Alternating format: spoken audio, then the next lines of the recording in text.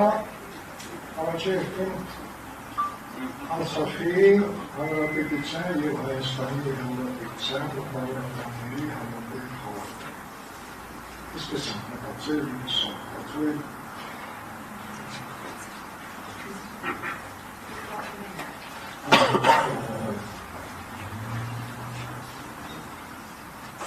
Ցավոքսրտի ես ինքս դիմել եմ մի 100 հոգու հրավիրել եմ առանձին հայտարարություն տրվել, 2 անգամ է հրավիրվել և մեսենջերով և առանձին համատեղում եմ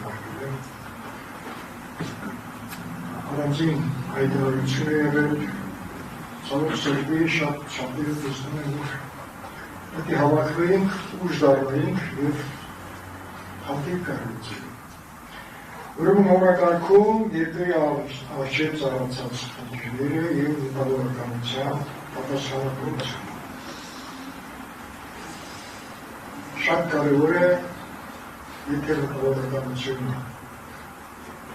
ինչ որ այսօր տեղի է ունենում, երբ երկիրը գիտենք ինչ ընկի առջև է կանգնած, երկրի կորստի խնդիրը, մտավորականությունը ինչ ունի անել և ինչու չի արել։ Մի քիչ խորքային ես կուզենայի, որ մենք միասին վերլուծենք ավելի խորքային, ինչն է պատճառը, որպեսզի գտնենք ճիշտ պատասխանը, ինչ պետք է անենք։ Պատմությունից երբ նայում ենք, դեպի պատմության խորքերին ենք գնում, ճիշտը պետք է ասենք։ Այսպիսի դեպքեր շատ են եղել։ Երբ միավորվել են, պատերազմել են, պայքարել են, հաղթանակել են, բայց հետո անմիջապես ծրվել են ուժերը, այդ ուժերը, որոնք ստեղծվել են, ծրվել են, սկսել են իրար դեմ պատերազմել, գիտեք, նախարարությունները իրար դեմ, գյուղերը իրար դեմ, քաղաքները իրար դեմ, մեր պատմությունը սա է, թուլացել ենք և միշտ մի հարևան, եթե թուրքը չլի, մողոլը չլի, մողոլը մի հարևան կգտնի, որը ոտի տանք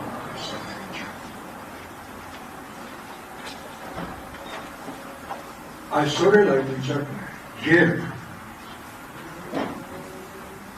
ես կարծում եմ, թուրքական հետոխուզությունը կարողացել է համակարգել մարդկանց, բերել, դնել մեր ժողովրդի գլխին, մեր պետության գլխին ղեկավարը։ Սա է հետողնեցել։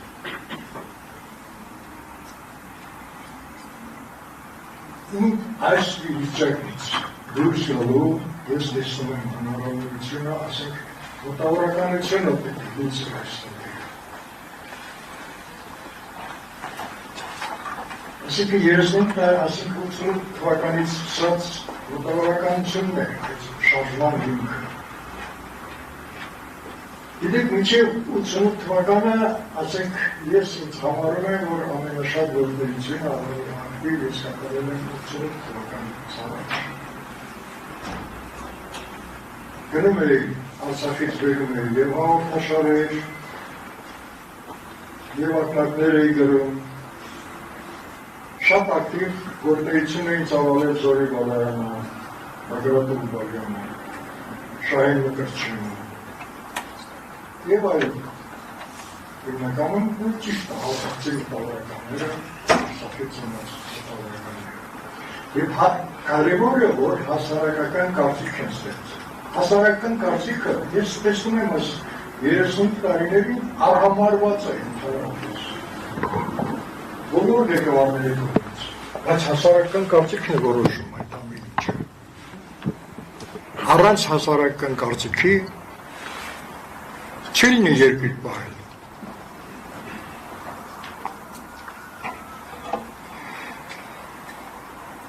Եվ արդյունքը տեսնում ենք և տարածքային կորուստներ, և մարդկային ինչպիսի կորուստներ, եւ ամենախայտարակ վիճակը, որ այսօր դատում են Արցախի ռազմաքաղաքական ղեկավարներին։ Մենք հանգիստ ստանում ենք եւ այս իրավիճակում, եթե մտավորականներին հրավիրում ենք, եկել եք, շատ շնորհակալ եմ, բայց շատ մարդկանց ենք հրավիրել։ Այստեղ պետք է խելոք պետք է լիքը լինեին։ Այն մարդիկ, որոնք ամեն օր ելույթներ են ունենում, չեմ անում, միայն Էդվարդ Ղազարյանը կապվեց, ասեց, այս նույն ժամին դատի եմ, թե չի ես կգայի։ Էդգար Ղազարյանը։ Ես լավ, այսքան ենք, ես խնդրում եմ, առաջարկում եմ,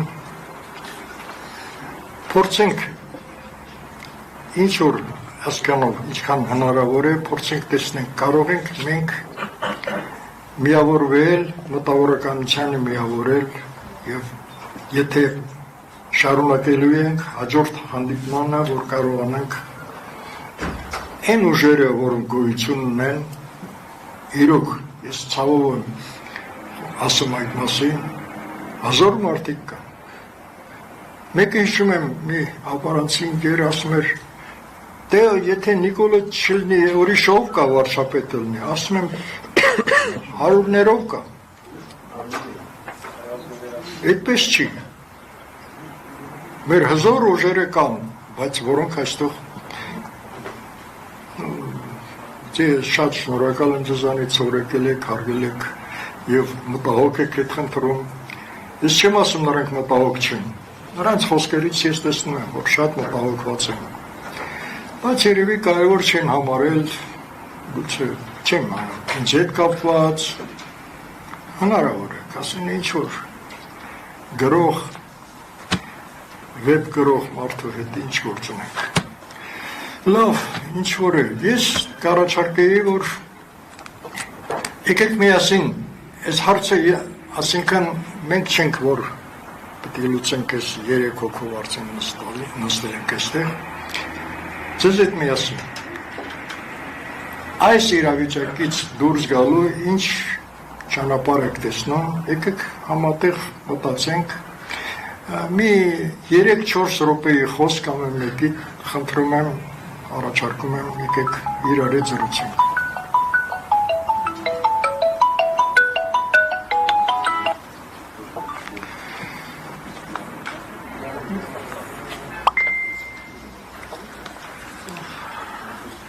Ելույթ ունեցող խնդրեմ։